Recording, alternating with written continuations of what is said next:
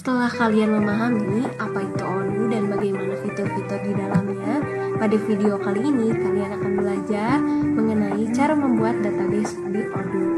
Nah, apa saja sih hal yang harus kalian persiapkan? Yang pertama adalah data perusahaan tentunya, seperti nama perusahaan, alamat perusahaan, dan data-data yang dibutuhkan oleh perusahaan.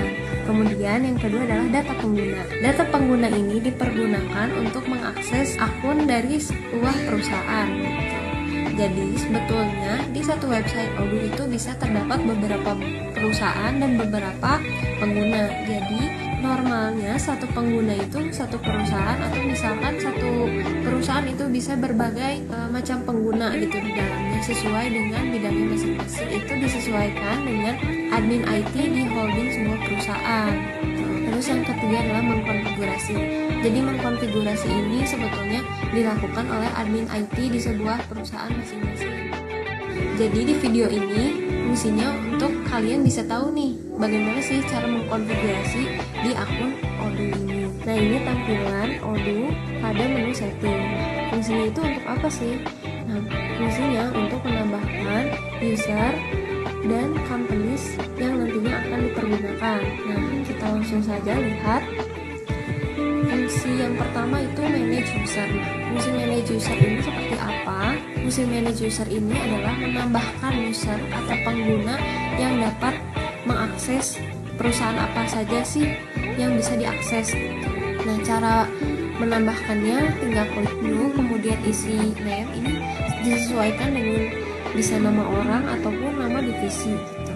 Emailnya disesuaikan, kemudian user type, kemudian sales, inventory, ini fungsi-fungsi yang ada di Odoo ini bisa disesuaikan apakah sebagai administrator atau sebagai user, itu bisa disesuaikan. Tapi biasanya kalau untuk penggunaan satu pengguna satu perusahaan, biasanya khusus di menu accounting dijadikan advisor gitu.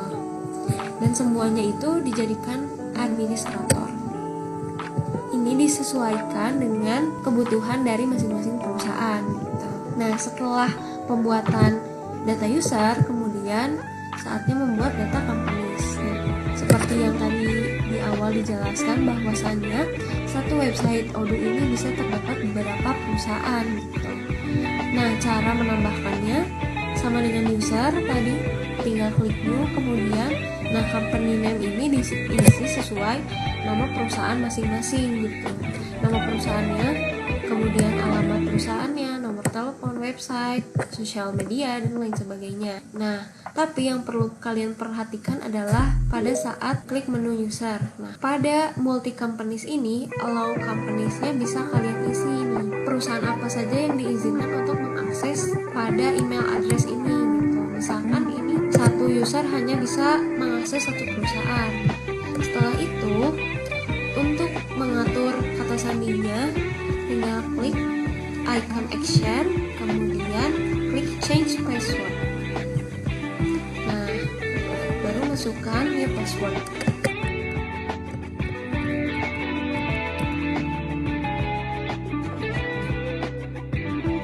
Lalu kalian bisa pergunakan untuk mengakses email address. Bisa kalian buktikan apakah bisa mengakses sesuai company name yang tadi sudah atau tidak.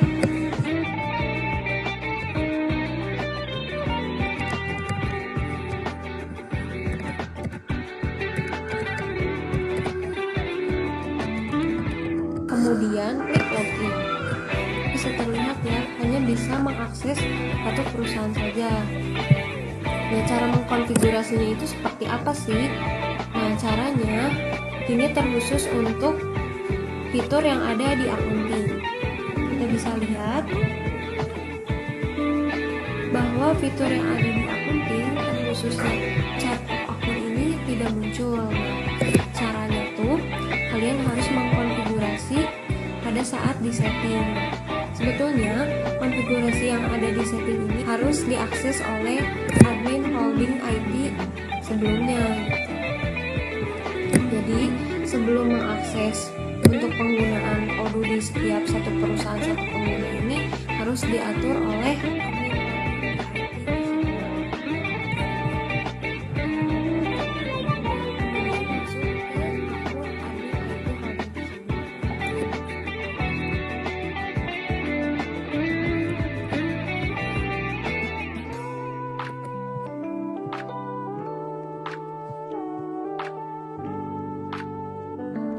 Nah, jika sudah, pemilihan perusahaannya bisa diklik untuk mengkonfigurasi begitu. Nah, caranya klik fitur accounting, klik fitur yang dibutuhkan. Ini sebuah bentuk konfigurasi. Sebetulnya konfigurasi yang seperti ini bisa dipraktekkan oleh siapa saja. Cuman dalam hal ini yang bisa mengakses untuk konfigurasi adalah admin holding di IT tersebut gitu. Nah, untuk memunculkan chart of akunnya itu harus diaktifkan fiscal country terlebih dahulu.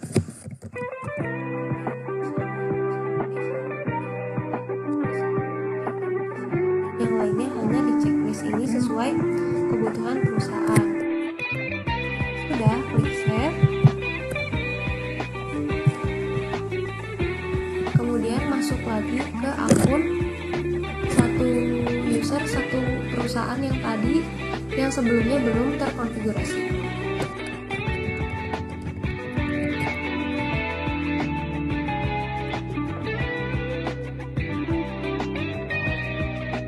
Dilihat di configuration di fitur accounting pada saat chart of account. Nah, pada IT holding yang bisa mengkonfigurasi harus diperhatikan apa saja yang dikonfigurasi agar nantinya bisa diakses secara benar oleh pengguna di setiap perusahaan. Yang pertama adalah fiscal localization. Ini bisa diisi dengan nama negara di sebuah perusahaan. Misalkan perusahaannya di Indonesia, berarti fiscal localization-nya di Indonesia. Kemudian sales tax-nya seperti apa, purchase tax-nya seperti apa, bisa disesuaikan dengan kebutuhan di perusahaan. Yang terpenting adalah fiscal country Indonesia, kemudian currency-nya IDR. Ini disesuaikan dengan di mana letak perusahaan tersebut berdiri gitu. Misalkan di Indonesia, sebetulnya main currency-nya tuh bisa dipilih, misalkan perusahaan tersebut menggunakan mata uang Indonesia dan dolar, ini bisa ditambahkan, disesuaikan dengan kebutuhan perusahaan. Ini bisa di checklist.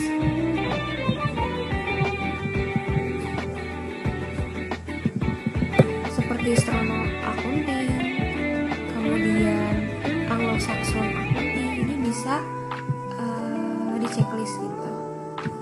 Kita coba save. Nah, kita coba lihat di menu accounting-nya.